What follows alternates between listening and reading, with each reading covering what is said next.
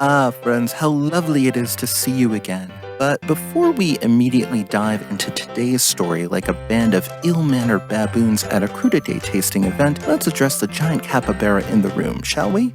Being the Josephied History aficionados you are, you know that we wrap most episodes by examining what we've discovered and trying to determine how much of the story actually occurred. The exploits in today's tale tilt the lever towards apocryphal more often than we're accustomed to. But as we're discussing ninja spies, couldn't a lack of evidence be considered proof of top-notch job performance?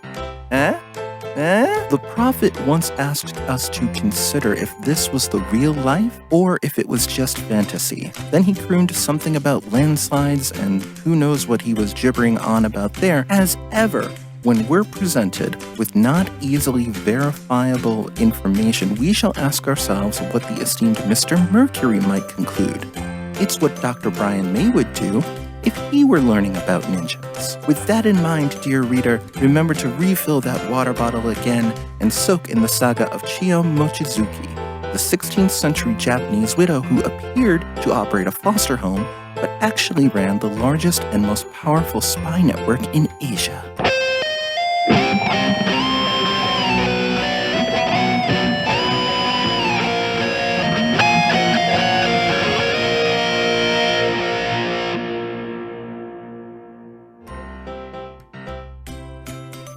Two bites of exposition? My favorite. It is a period of civil war. Rebel spaceships striking from a hidden base have won their... Sorry, mixed up my notes. Sengoku was a period of civil war, one of the most violent eras in Japan's history.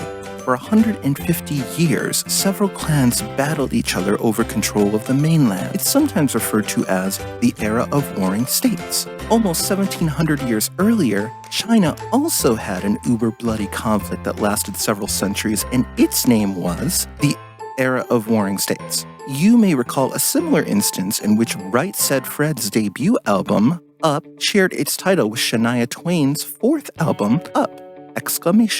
Twain clearly added the exclamation point in an attempt to avoid the wrath of Right Said Fred stans, and it worked. Surely it wouldn't have been unreasonable for Japan to go with the Era of Warring States! But I digress. It's Chiyome's story. There'll be time for Right Said Fred appreciation later on. Isn't there always?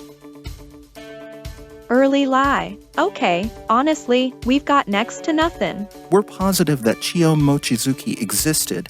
That's about it. We're not even entirely sure about her name. A February 2021 episode of the podcast Lecturin' Ladies stated that our heroine referred to herself as Chiyogo and Chiyome with equal measure. We also know that she was descended from a long line of Koku ninjas and was distantly related to Mochizuki Izumonokami, a supremely big cheese who'd been the most famous leader of the Koku clan. Her husband Moritoki, a samurai lord, was also related to the big cheesy ninja, but his line and Chiyome's were far enough apart so that it wasn't Game of Thrones weird or anything. So one day, during the fourth battle of Awanakajima, Moritoki was killed, although some critics maintain that the battle didn't exist, so Moritoki couldn't possibly have died there.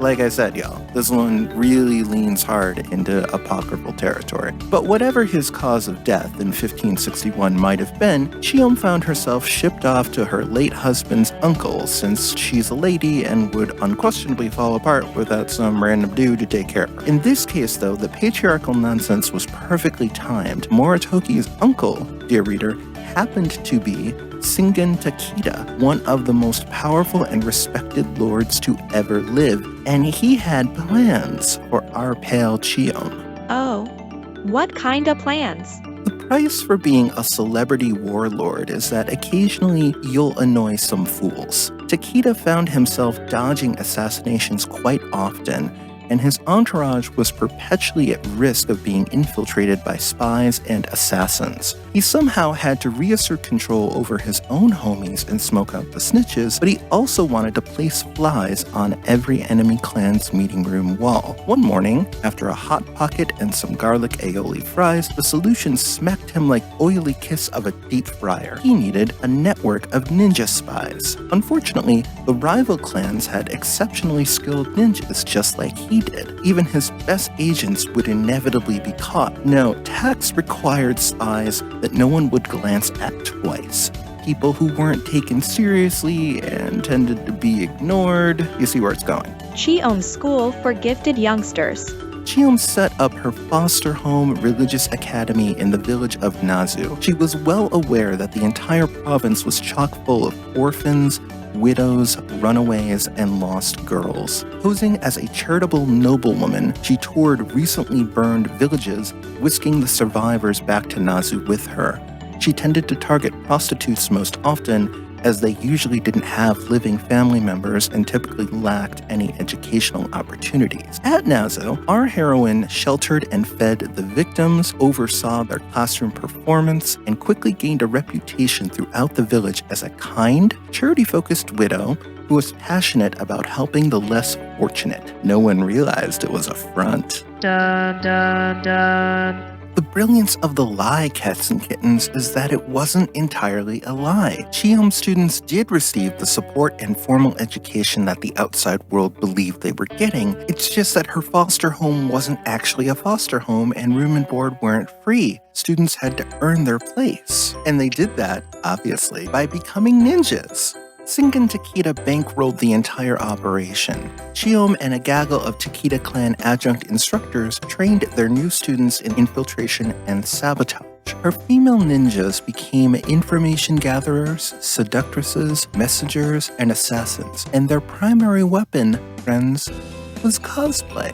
The kunoichi posed as wandering shrine maidens, serving women, dancers, prostitutes, and actresses. Their goal was to roam around unnoticed. They could cross between villages, towns, castles, and temples without suspicion. Chiyome was Takeda's ideal candidate. She had fighting experience, leadership skills, was descended from the big cheesy ninja, and had been seeking a new purpose in life. Her revenge for Moritoki's murder doubled as military victories for Shingen, and for their participation, the student ninjas received an education, a room, board, and support. The lesson here is, to make your dreams come true, start a secret ninja academy. A quick side note about geisha. Some sources claim, constant reader, that Chiyome occasionally had her ninjas pose as geisha. Geisha and oiran are often confused with each other, likely because both hung out at court, had training in the arts, and wore fancy kimonos. As far as I can determine, here's the basic difference.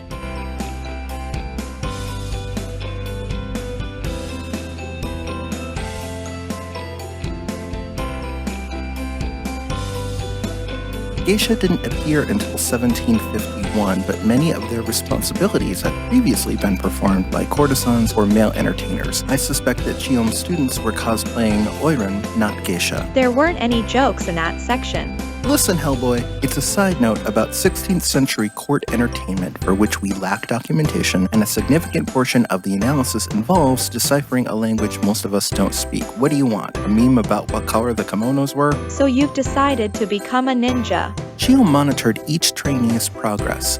Once they'd graduated, she aimed them at settlements controlled by Takeda's enemies and set them loose. Her ninjas planted rumors, sowed confusion, created chaos, skulked around secret areas and looked really cool doing it, and seduced a bunch of muffin heads who liked to talk too much and were not the sharpest tools in the shed.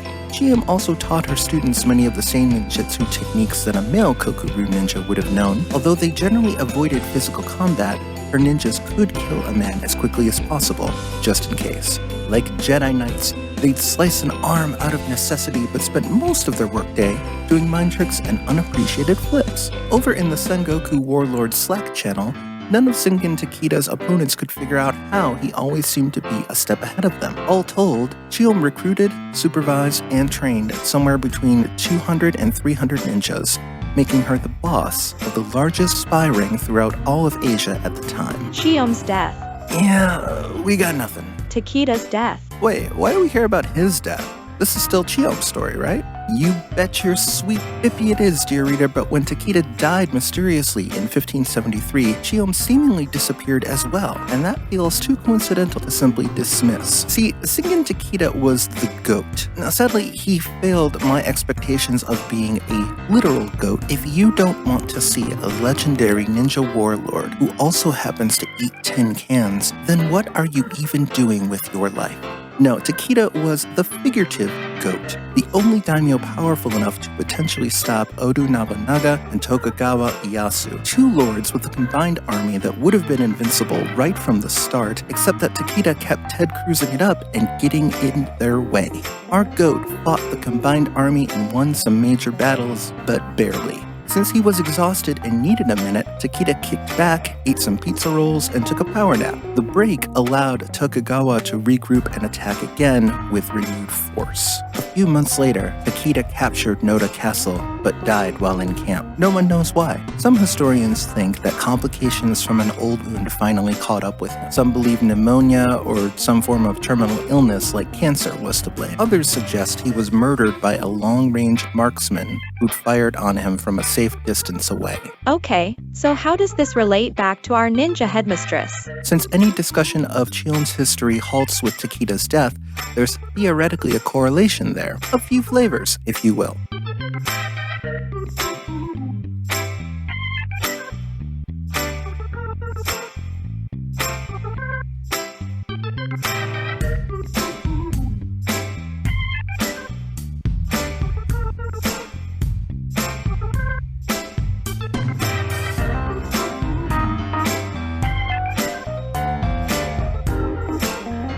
What about the kunoichi? What became of them after Chiyome's death? Did they even exist? Japanese historians are divided on whether or not they were real, and if so, exactly what it was that they did. The first mention of Chiyome Mochizuki doesn't occur until 1971 in a book titled Investigation of Japanese History. The author, Shisei Inagaki, was a novelist rather than an academic, but several professors at Mie University loudly denounce all that jibba-jabba. Associate Professor Katsuye Yoshimaru studies literature from the Japanese Edo period as well as ninja literature, and he's positive that Chiyome is a fictional character. Chiyome's name didn't ring out on the streets until 1991, 20 years after Inagaki's book was published, when a 2-page article about her appeared in a special edition of the magazine History Reader titled Extraordinary Special Issue: All the Definitive Types of Ninja. According to the article, Chiyome was classified as a upper ninja, but Professor Yoshimaru tells us that's not a real thing. Bummer. So given all that, the whole story's gotta be fake, right? Well, not so fast, Marceau. There's a late 17th century handbook called Banshen Shokai. It's a collection of ninja techniques from the Aiga and Koka clans, their greatest hits written down in an attempt to preserve the knowledge that had developed over such an extended civil war. The book is one of our 3 major sources for understanding ninjas during the Sengoku period. Banshen Shokai describes a technique called the ninjutsu of a woman. According to the handbook, the main functions of the kunoichi were to conduct espionage inside enemy houses, gather information, gain trust, and intercept communications, especially in situations where it would have been difficult for a man to perform those functions. Legacy. Academia hasn't decided whether or not it loves Chiyome Mochizuki, y'all, but one industry certainly has. Here's a partial list of video games that love the ninja headmistress.